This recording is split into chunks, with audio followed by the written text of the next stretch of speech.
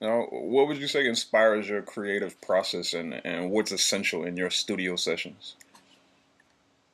Uh, well, I'm still young, so like the studio sessions, I haven't like found my like what I have to have in the studio. The biggest thing to me is just having like God in the studio and feeling like spiritually inclined with my music. That's the biggest thing. So I'll pray before my sessions and just make sure that I feel like I'm being 100 myself in my music at the time. And a water bottle because I like can't speak half of the time. I sound mad young, so I want to make sure that my voice is clear. um, that's really important to me.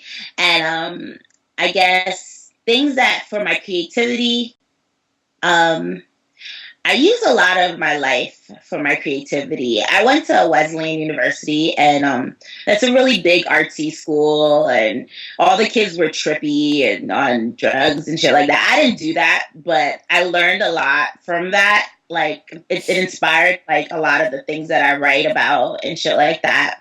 And I was also an African American Studies major, so a lot of what I talk about comes from the books that I was reading in college or comes from the environment. And I'm a big social theory type person. Like, I really believe sociology really says a lot about society. So I utilize that in my music as well. People don't get it yet because, our society's kind of slow, but hopefully, hopefully things will change. I'm hoping as more students go to college, they'll start realizing what I'm talking about and stuff like that. But I like that too. I like that like a lot of times people don't know what I'm talking about. It kind of reminds me of like Jay-Z when like back in the day when you were young and you were listening to Jay-Z and you didn't know what he was talking about. But then years later you listen to Jay and you're like, I know exactly what he's talking about now. So I hope my music could do that type of time warp thing. And like when you go back to it later, you could be like, oh, snap, this crazy. So, yeah. Yeah, that's you have to appreciate timeless music, or you Mm-hmm. have to go back and listen to it 20 times, and you're gonna hear a different punchline, a different metaphor, a different, Exactly. Exactly. That's my whole thing. I'm all about like metaphors, and I will do a whole song on a metaphor, like I don't care.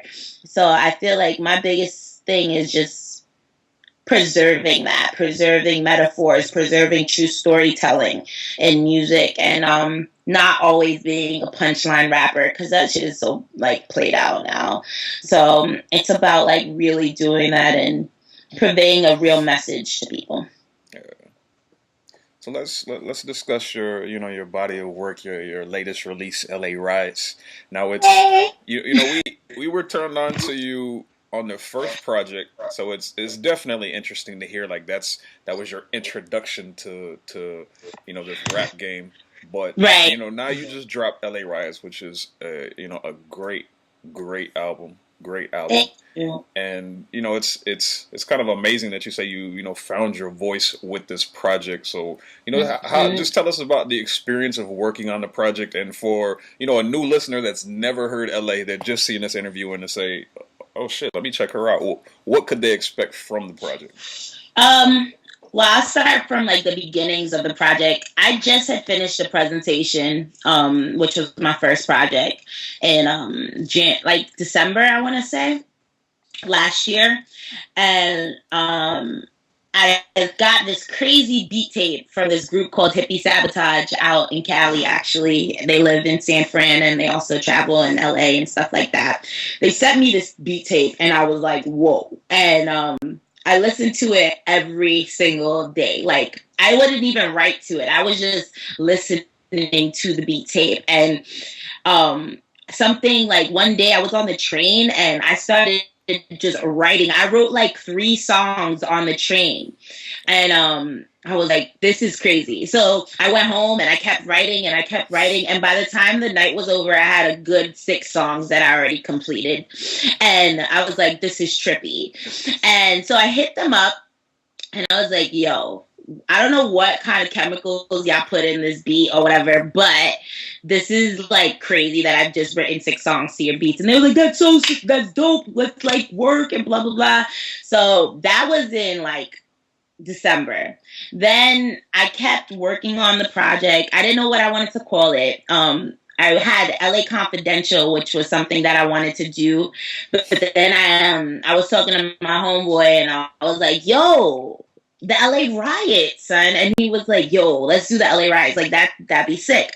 So I called the LA Riots.